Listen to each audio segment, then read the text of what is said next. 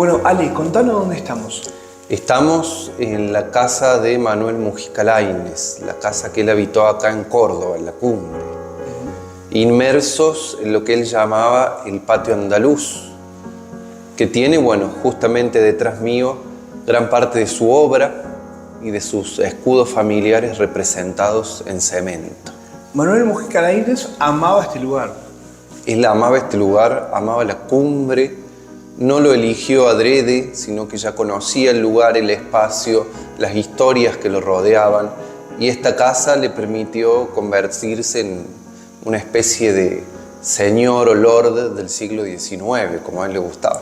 Bueno, y acá adentro hay como varios rincones que son sobrenaturales, y hay cosas que son muy sobrenaturales.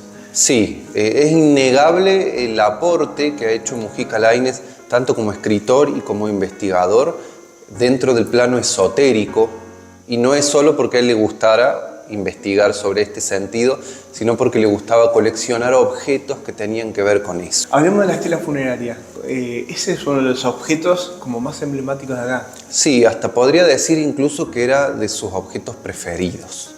En la década del 30 él viaja a Manchuria, esta China ocupada por Japón, y descubre tirado en el piso una estela funeraria dentro de un kiosco japonés, una lápida con la imagen de un Buda, de unos bodhisattvas, y eso ya lo impresiona sobremanera.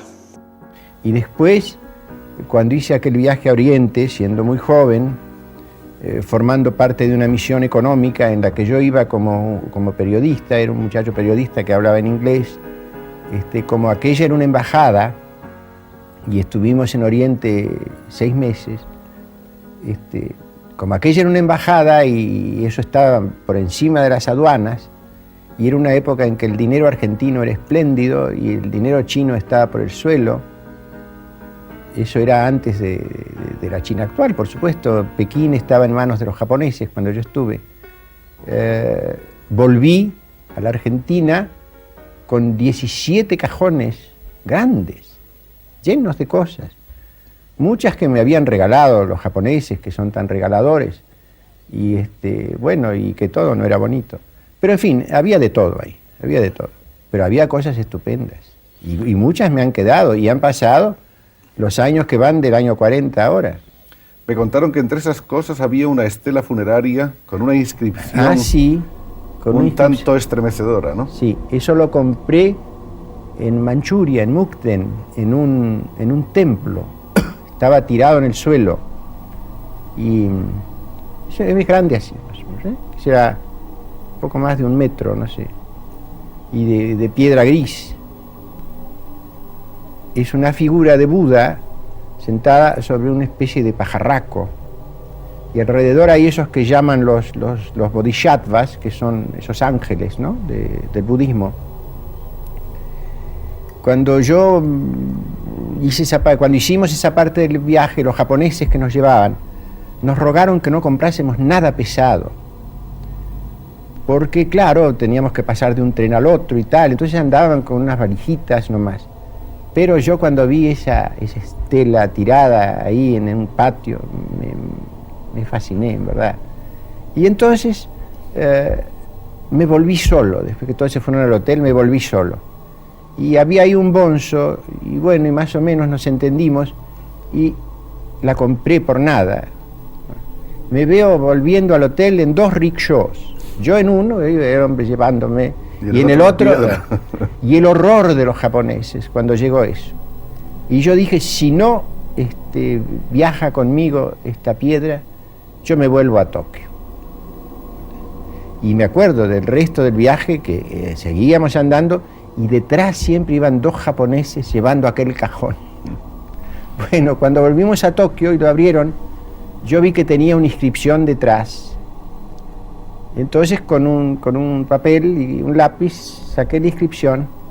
Había conocido en el Museo Imperial a un viejito que era un arqueólogo, y le llevé la inscripción para pedirle que me la tradujera. Y él, bueno, me pidió unos días, volví a buscarlo. La inscripción dice lo siguiente: que nadie ose tocar esta piedra.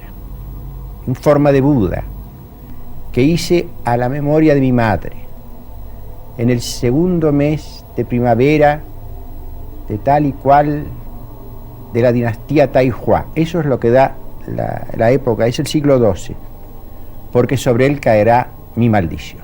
Ah, diablo. Pues ya estoy maldito, desde el siglo XII además, maldito, ¿qué tal? Pero el viejito me dijo, no es sobre usted que recae esa maldición. Fíjese usted que esa piedra ha sido arrancada. Fíjese que está rota abajo, en efecto, la base tiene una rotura así.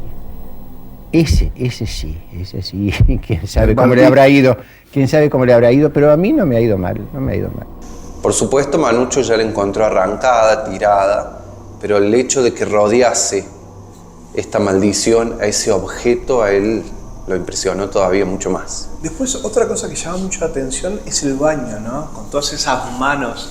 El baño está cubierto de figas o higas afro-brasileras, que son símbolos de protección, de buena suerte, de poder, pero están dentro del plano esotérico, porque todo lo que hace referencia a la cultura afro-brasilera se ha perdido.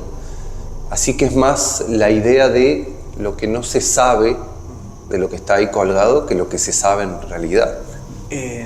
Después está la parte de la biblioteca que tiene todo un rincón que es parte de hechicería, brujería, maldiciones, exorcismo, ¿no? Sí, al escritor le encantaba coleccionar libros de esoterismo, de magia negra, tenía de hecho libros siempre con el plano de la cuestión mística, de fantasmas. Y curiosamente esa es la única sección de la biblioteca que está rodeada por crucifijos, por rosarios, teniendo en cuenta además que el escritor no era un ferviente creyente, pero creía en la simbología detrás de la cruz. Y la protección, ¿no? Claro, proteger ese espacio de la biblioteca en particular que tenía estos libros. La biblioteca creo que es enorme. Bueno, no es enorme, hay 20.000 libros. Hay 20.000 libros, lo que sí está muy bien clasificado, se sabe en dónde está cada uno de los 20.000 libros, sin que haya un fichero, porque están puestos por temas, pero como en las librerías, están por orden alfabético, entonces uno encuentra las cosas. Hay ejemplares, creo, muy importantes. Bueno, no especialmente. Hay cosas raras, sí, que me han regalado, o que han caído en mis... o que he heredado.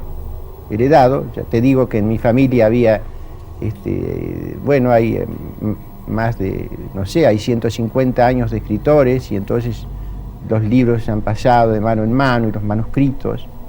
Hay un manuscrito muy raro, es creo que es la primera y la segunda parte del Amadís de Gaula, el manuscrito de la traducción al francés del Amadís de Gaula, hecho en 1540. Eso lo tengo, es una cosa muy rara. También me hablaron de un libro que es como una invocación al diablo. Tengo muchos libros de demonología, pero tengo uno especialmente raro de demonología, que es un libro hecho por el astrólogo de Carlos V, que se llamaba Henry Cornelius Agrippa. Y este ejemplar es especialmente extraño porque perteneció a un personaje del siglo XIX que se llamaba Stanislas de Guaita, creo que era italiano, bueno, vivió siempre en París, que era un mago y que parece que era un personaje que se las traía. Y faltan en el libro, faltaban en esa edición las páginas de la invocación al diablo, y están copiadas por él, con su letrita muy minuciosa, por este Guaita que te digo que está el ex libris de él y la firma de él. Ese es un libro rarísimo.